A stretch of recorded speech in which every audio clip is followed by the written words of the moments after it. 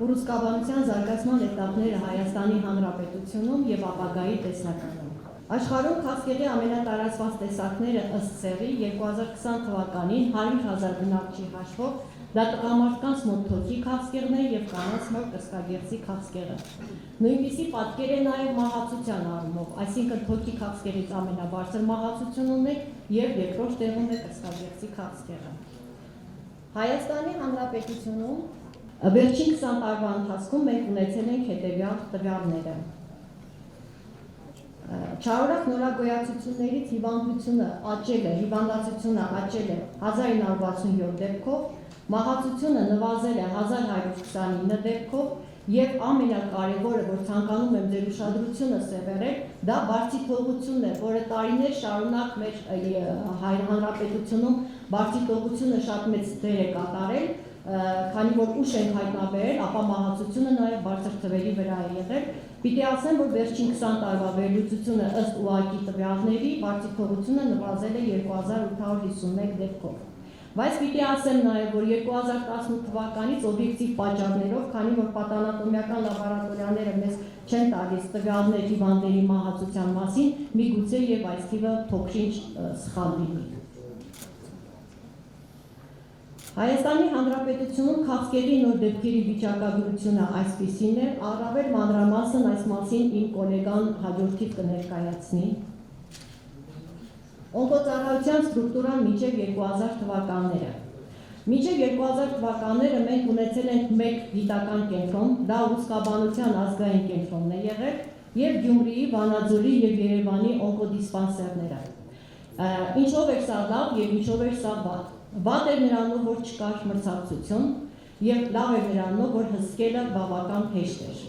Հիմա ես ձեզ կներկայացնեմ մի քանի սլայդ, որտեղ դուք կտեսնեք, թե 2000 թվականից հետո ինչքան պոլիկլինիկաներ եւ կլինիկաներ ունեն ուռուցքաբանության լիցենզիա։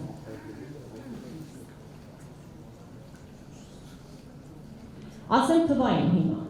158 պոլիկլինիկաներ եւ կլինիկաներ ունեն արտահիվանդանոցային եւ հիվանդանոցային ուռուցքաբանության լիցենզիա, որից 24-ում թույլատրելի է հիվանդանոցային քիմիոթերապևտիկ ծառայություն, 40-ում թույլատրելի է վիրաբուժական օնկոլոգիական ծառայություն եւ 3-ում ճառագայթային թերապիայի ծառայություն։ Ինչով է սա լավ, ինչով է սա վատ։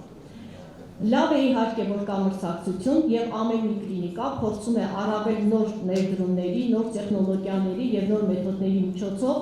առավել լավ սպասարկել օնկոհիվանդներին եւ վատ է նրանով, որ մենք չունենք այս կլինիկաների եւ պոլիկլինիկաների վրա պատշաճ հսկողություն, որը որ օրինակ ԱՁ Միշա Հակոբյան ինչպես է անցկացնում նա քիմիոթերապիան, ինչ որակ է նա տալիս եւ ինչպիսի պրոտոկոլներ է օգտվում, ես կարծում եմ, որ մեր նախարարության ուռուցքաբանության խումբը, որը ձևավորված է եւ մի տարի արդեն աշխատում է, 2 տարի արդեն աշխատում է, 2020-ին մի քիչ մենք երևի ավելի քիչ հանդիպեցինք կոവിഡ്ի պատճառով, նաեւ պետք է լինի որակի հանձնաժողով եւ իրավունք իրեն վերապահի, որպեսզի այս 24 եւ 40 կլինիկաներում, որտեղ կա հիվանդանոցային ուռուցքաբանական ծառայություն, կարողանա հսկել ինչպես են կատարում այս աշխատանքները։ Վերջին տարիներին մենք ունենք դիագնոստիկայի հսկայական քայլերով զարգացում։ Ունենք եւ ժամանակակից համակարգչային շերտագրման, MRT, PET scan, օսիոսինտիգրաֆիա, թվային ռենտգեն, էնդոսկոպիկ եւ թվային մամոգրաֆիկ սարքավորումներ, ինչպես նաեւ արդիականացված պաթոմորֆոլոգիական լաբորատորիաներ։ Քաղցկեղի բուժումը մենք գիտենք, որ վիրահատությունն է, դեղորայքային բուժումը, ճառագայթային թերապիան եւ պալիատիվ թերապիան վերջին էտապն է։ Ինչի ես չեմ նշել քիմիոթերապիա, այլ նշել եմ դեղորայքային թերապիա, քանի որ վերջին տարիներին գիտեք, որ քիմիոթերապևտները բացի քիմիոթերապիայից նաեւ տիրապետում են թիրախային թերապիային, իմունոթերապիային, որը թույլ է տալիս դա ընդհանուր ընդգրկել մեկ անունով, դա դեղորայքային թերապիան է։ Վերջին տարիներին նախարարությունը կատարել է հետևյալ ծրագրերը, ինչպես արդեն մեր տիկին նախարարը նշեց, արգանդի վզիկի քաղցկեղի կանխարգելման ծրագիրը 2015 թվականից անվճար պապտեստի իրականացումը վերջին 5 տարվա ընթացքում 300,000 կին օգտվել է այս ծրագրից։ Չարորակ նորագոյացությունների անվճար վիրահատությունների իրականացումը 19 թվականից Միայն 2020 թվականին Հայաստանի Հանրապետությունում կատարվել է 9400 նորագոյացություններով հիվանդների անվճար վիրահատություն, ճառագայթային թերապիայի իրականությունը անվճար 2019 թվականից 6300 սեանս կատարվել է 2020 թվականին անվճար ճառագայթային թերապիա եւ 2020 թվականի մարտից հերդերական կրծքագեղձի քաղցկեղով առաջինից երրորդ փուլերի հիվանդներին տրանսֆուզումով դեղորայքի անվճար տրամադրումը մոտ 200 կին արդեն օգտվել է այս ծրագրից, ծրագիրը շարունակական է եւ ես կարծում եմ, որ շատ կանանց մենք կարողանանք կյանք վերադարձնել այս ծրագրի շնորհիվ։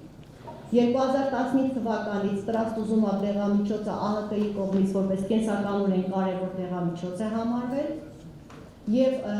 հաշվարկել են, որ մահացության ռիսկը նվազում է 47%-ով, եթե հիվանդները ստանում են նորմալ բուժում 12 ամիս հերցեկցին դեղով։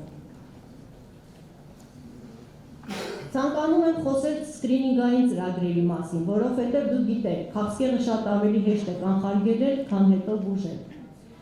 Սկրինինգային ծրագրերից մեզ համար երևի ամենացավոտը թոքերի քաղցկեղի սկրինինգն է, որը Հայաստանի Հանրապետությունում դեռևս չի իրականացվել, սակայն հույս ունեմ, որ մենք կարողանանք սա իրականացնել, քանի որ թոքի քաղցկեղից եւ հիվանդացությունը եւ մահացությունը ինչպես ամբողջ աշխարհում, այնպես էլ Հայաստանի Հանրապետությունում գտնվում է առաջին տեղում։ Ինչ է նշանակում սկրինինգ։ Դա կանխարգելիչ գործողություն է ուղղված բացահայտելու հիվանդությունները նախքան դրանց ախտանիշների ի հայտ գալը։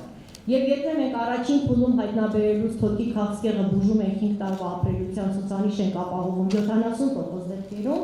ապա 4-րդ փուլում հայտնաբերված հիվանդների մոտ դա լինում է 5%-ից պակաս։ Հիմնվելով զարգացած երկրներից ստացված ուսումնասիրությունների վրա ցածր դոզավորված համակարգչային շերտագրման շնորհիվ մենք կարողանում ենք քիչ վնաս հասցնելով ճառագայթային հիվանդներին շատ մեծ եկամտաբեր եւ արդյունավետ օգուտ ստանալ ինչ առումով, որ հիվանդներին շուտ հայտնաբերելով մենք ավելի քիչ ծախս է պետությունը անում նրանց բուժելու համար։ Եվ դրա մասին փաստում է նաև թոքերի համաշխարհային կոնֆերանսի 2018 թվականի Տորոնտոյում, որտեղ ցույց տվեցին, որ ի շնորհիվ 10 տարվա անցկացված այդ սկրինինգային ծրագրի 26%-ով տղամարդկանց մոտ եւ 61%-ով կանանց մոտ մահացությունը պակասեց թոքի քաղցկեղից։ Նույնը վերաբերում է կոլորեկտալ քաղցկեղի սկրինինգին, որը մենք նախատեսել ենք 2020 թվականին Սուրբ Գրիգոր Լուսավորիչի բազայի վրա անցկացնելու պիլոտային ծրագիր, սակայն դա չստացվեց, քանի որ համավարակ ունենք, ես կարծում եմ մենք համավարակին հաղթահարելուց հետո կարողանանք այդ ծրագիրը իրականացնել։ Սա նույնպես շատ կարևոր է Հայաստանի Հանրապետությունում, քանի որ կոլորեկտալ քաղցկեղը գտնվում է 3-րդ տեղում։ Եվ կրծքագեղձի քաղցկեղի մասին հաջորդիվ կներկայացնի իմ գոլեգան, ինչպիսի սկրինինգ ենք մենք անցկացնում։ Ցանկանում եմ նաև նախարարության մեկ այլ կարևոր նախաձեռնության մասին ներկայացնել, դա տումոր բորդերի քաղցկեղի հսկողության մասնագիտական խմբերի ստեղծումն է բոլոր կլինիկաներում։ Այսինքն բոլոր այն զարգացած կլինիկաներում, որտեղ կա հուսքաբանության ծառայություն, պարտավոր է լինելու քաղցկեղի հսկողության մասնագիտական խումբ, որը ներառելու է իր մեջ վիրաբուժին, դեղորայքային մասնագետին, ճառագայթային թերապևտին, պաթոմորֆոլոգին եւ դիագնոստին եւ բոլորը միասին յուրաքանչյուր անհատական դեպքում որոշելու են տվյալ հիվանդի բուժման մեթոդոլոգիան։ Ինչպես նաեւ վերջին տարիներին բոլոր ուռուցքաբանները կարող եմ ասել, բացի որոշակի ածներից, աշխատում են միջազգային ուղեցույցներով, NCCN, ESMO եւ ASCO ուղեցույցների շնորհիվ։ Տեսլականը դա սկրինինգային ծրագրերի ներդրումն է, կանխարգելիչ միջոցառումները, պատվաստումները, ծխելու դեմ պայքարը, առողջ ապրելակերպը, օնկոհիվանդի անվճար բուժում եւ կյանք փրկող դեղամիջոցների անվճար ապահովում։